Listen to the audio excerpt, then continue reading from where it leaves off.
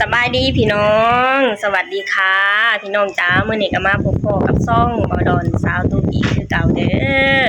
มามื้อนี้ก็มาพอกันอยู่เพื่อนคือเก่าเนาะพี่น้องเนาะบ่ได้ไปไสเนาะพี่น้องและมามื้อนี้ก็นั่งเงาๆเศร้าๆเนาะพี่น้องเนาะคือแบบว่าภาพบรรยากาศก็จะเข้าหน้าแล้งเต็มทีแล้วเนาะพี่น้องเนาะใบไม้ใบตอกก็เริ่มโลนแล้วพี่น้องคือแบบว่าตอนที่สตุกจะไปไทยเนาะพี่น้องเนาะคือแถวหญ้าแถวต้นไม้น่ะยังเขียวอยู่พี่น้องพอกลับมาอีกที่อาทิตย์กว่าๆพี่น้องไปไทยอาทิตย์กว่าๆเนาะพี่น้องเนาะกลับมาอีกที่น่ะหญ้าเริ่มแห้งใบไม้เริ่มแดงเนาะพี่น้องเนาะแล้วมามื้อนี้สตุกก็จะพาพ่อแม่พี่น้องมาเบิ่งภาพบรรยากาศรวมๆเนาะพี่น้องเนาะมาเบิ่งต้นใบหญ้าเนาะพี่น้องเนาะแล้วก็สตุกก็จะพาพ่อแม่พี่น้องไปเบิ่งบรรยากาศของหมู่บ้านคนลาวไปทำงานอยู่ที่ประเทศไทยเนาะพี่น้องเนาะว่าจะเป็นแบบใดในช่วงหน้าแล้งในช่วงที่จะเข้าหน้าแล้งแล้วเนาะพี่น้องเนาะป้าพี่น้องเดี๋ยวไปเบิ่งนำสตุกเด้อพี่น้องหน้าบ้านเฮาก็จะมีม้าขี้อ้อนตัวนึงเนาะพี่น้องเนาะนี่อ่อนเก่งพี่น้องเอ้ยยามมันอยากกินข้าวแฮงยามอยากกินข้าวนะแอบก็เก่งพี่น้องนี่ไปเบิ่งภาพบรรยากาศกันเนาะพี่น้องเนาะหลังจากที่กลับมาจากประเทศไทยเนาะพี่น้องคือต้นไม้ใบหญ้าก็เริ่มจะเข้าฤดูแล้งเต็มทีแล้วเนาะพี่น้องเนาะคือตอนก่อนที่จะไปประเทศไทยนะคือแถวหญ้าแถวเนี้ยยังเขียวทุ่มอยู่เลยพี่น้องพอกลับมาไปประเทศไทยแค่อาทิตย์กว่าๆเท่านั้นพี่น้องพอกลับมาประเทศนี้ต้นไม้ใบหญ้าก็เริ่มแห้งเนาะพี่น้องเนาะหญ้าเห็นชัดๆเลยพี่น้องว่าเริ่มแห้งเนาะพี่น้องเนาะแต่ว่าต้นไม้พูนแถวนั้นพี่น้องใบก็เริ่มแดงเนาะพี่น้องเนาะบัดทีนี้ก็จะเริ่มหล่นลงเลยเด้พี่น้องนี่เบิ่งหญ้าบ่งน้องสะสตุกเนาะพี่น้องเนาะน้องสะแต่บ่แม่นน้องสะเนาะพี่น้องมันขุดบ่ลงเนี่ยเห็นได้ชัดเลยพี่น้องแต่ว่าแห้งไปเลยเนาะพี่น้องเนาะนี่อันนี้ก็คือผลงานของงัวพี่น้องนี่อ้อยของสตุกน่ะก่อนไปไทยน่ะขึ้นบักสูงแล้วพี่น้องมาบัดทีนี้มันกัดจำเหงาเลยพี่น้องเลยนี่เหลือต้นเดียวนี่แหละที่มันกัดบ่ถึงเนาะพี่น้องเนาะอันนี้คือต้นกล้วยพี่น้องเนี่ยมันกัดจนใบเหี่ยนหมดพี่น้องเลยอันนี้ปงมาใหม่เนาะพี่น้องเนาะนี่พี่น้องอันนี้ก็คือภาพรวมเนาะพี่น้องเนาะกะสี66แน่เนาะพี่น้องเพราะว่าเฮือนยังบ่แล้วสมบูรณ์เนาะพี่น้องเนาะคือยังบ่ได้เทกันเปื้อนพี่น้องถ้าว่าเฮาเทกันเปื้อนก็แบบว่าจะเฮ็ดให้เฮือนนะอาจขึ้นเนาะพี่น้องเนาะนี่อันนี้ก็คือครัวเฮ็ดกินของสตุกเนาะพี่น้องจะมีเปอันหนึ่งเนาะพี่น้องเนาะครัวก็จะเป็นประมาณนี้เลยเนาะพี่น้องนี่เบิ่งพี่น้องทางหน้าบ้านกะ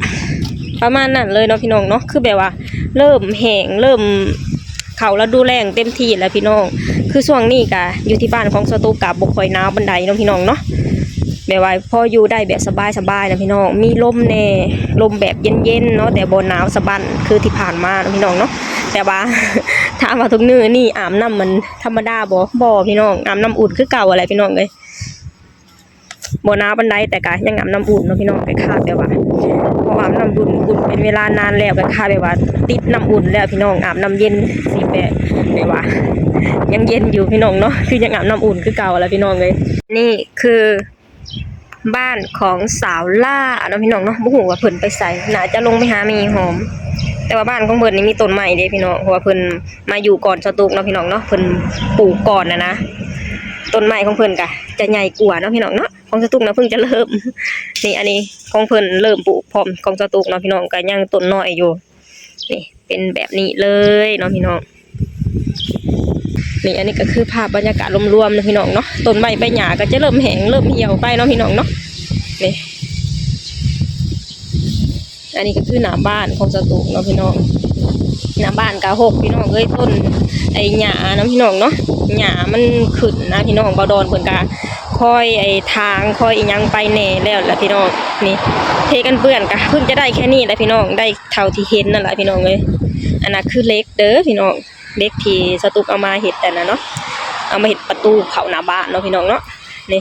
อันนี้ก็คือเฮือนของเอื้อยของสตูกเนาะพี่น้องเนาะภาพบรรยากาศรวมๆเฮือนของเอื้อยของสตูกกะแห้งคือกันนั่นแหละพี่น้อง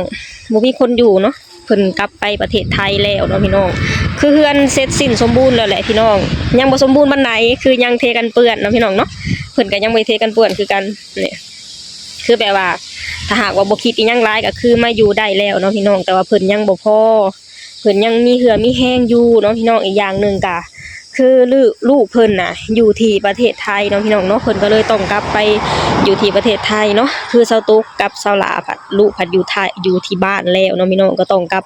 มาอยู่นํลูกกลับมาดูแลบ้านดูแลเรือนแบบนี้เนาะพี่น้องเนาะนี่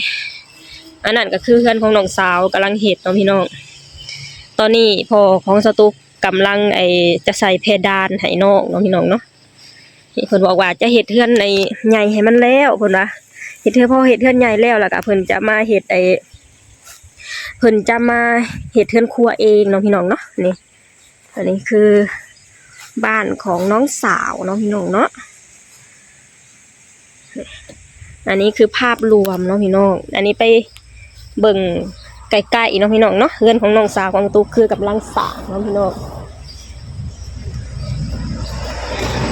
ใช้ประตูก่อนนี่มาแล้วตอนนี้เพิ่นกำลังเริ่มเฮ็ดเพดานนี่เขาเจ้ากะทีตีแบบเนาะพี่น้องเนาะเพื่อจะขึ้นไปเหยียบหรือขึ้นไปง่อยเนาะพี่น้องเนาะนี่ตอนนี้เพิ่นกำลังเริ่มเฮ็ดแต่มื้อนี้เขาเจ้าน่าจะบ่ได้มาเฮ็ดเนาะพี่น้องน่าจะพากันหยุดหรือเปล่าเพราะว่าปกติน่ะซ้ำนี่น่ะสิเพิ่นมาแล้วเด้พี่น้องนี่พากันตีแบบเรียบร้อยแล้วเนาะพี่น้องเนาะตีแบบแล้วก็จะพากันอันนี้เนี่ยเห็นบ่พี่น้องเนี่ยเพิ่นพากันตีแบบไม้นะเนาะรอแต่ใส่เพดานเนาะพี่น้องคือทางนี้น่ะแล้วเนาะพี่น้องเนาะยังแต่ขาเขตทางหน้าแล้วก็อยู่ฝั่งเบื้องนั้นยังบ่แล้วเนาะพี่น้องเนาะเพื่อนของน้องของสตูกนี่รูปทรงแบบค่อนข้างแบบโอเคเนาะพี่น้องเนาะแบบว่าเขารูปเขาล่างนะพี่น้องบ่ใหญ่บกอันนี้เกินไปนี่ทางนี้ยังบ่เฮ็ดเนาะพี่น้องนี่เพิ่นน่าก็เฮ็ดแล้วทางหลังเนาะพี่น้องเนาะนี่อันนี้สตูกก็พาพ่อแม่พี่น้องมาเบิ่งภาพรวมเนาะพี่น้องเนาะหมู่บ้านคนลาวไปทำงานอยู่ที่ประเทศไทยเนาะพี่น้องเนาะนี่ไปทำงานอยู่ที่ประเทศไทยเพื่อสร้างฝันเพื่ออยากได้ตามความฝันกลับมาอยู่ที่ประเทศลาวเนาะพี่น้องเนาะความฝันสำเร็จแล้วถึงจะบ่สมบูรณ์แต่เป็นความฝันที่เฮาพึงพอใจเนาะพี่น้องเนาะอย่างเช่นสตุกสลากอะพึงพอใจแล้วได้สำนี้เนาะพี่น้องเนาะอยากกลับมาอยู่น้ำลูกน้ำเต้าแหละพี่น้องส่วนคนที่ยังบ่พอเพื่อนแล้วแต่ยังบ่สมบูรณ์ก็คือกลับไปหาใหม่เนาะพี่น้องอันนี้ก็คือเพื่อนของน้องชายของสตุกเนาะพี่น้องเนาะนี่อันนี้ก็แล้วเรียบร้อยแล้วล่ะพี่น้องแต่ยังบ่สมบูรณ์เนาะนี่ยังเฮือนครัวก็ยังบ่สมบูรณ์ปานใดแต่ว่าเพิ่นขึ้นเรียบร้อยแล้วล่ะขึ้นเอามือเอาย่ามพี่น้องอันนี้ก็ไม้เฮือนของเอื้อย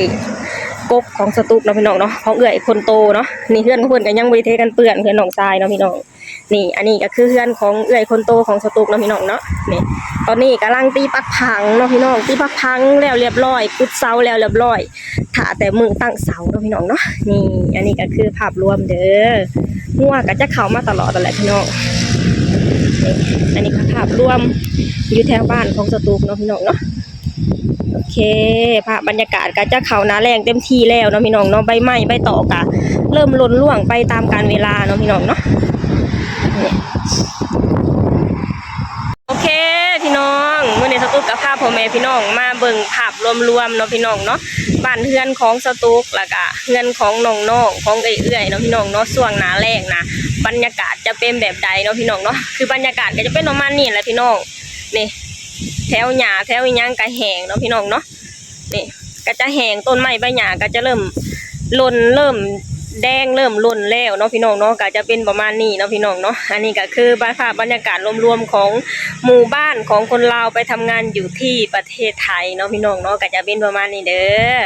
โอเคพี่น้องสำหรับคลิปนี้สตูกะจะขอจบลงตัวนี้ก่อนเด้อฝากให้พี่น้องช่วยกดไลค์กดแชร์กดติดตามให้ช่องบ่าวดอนสาวตุ๊กหน่อยเด้อสบายดีสวัสดี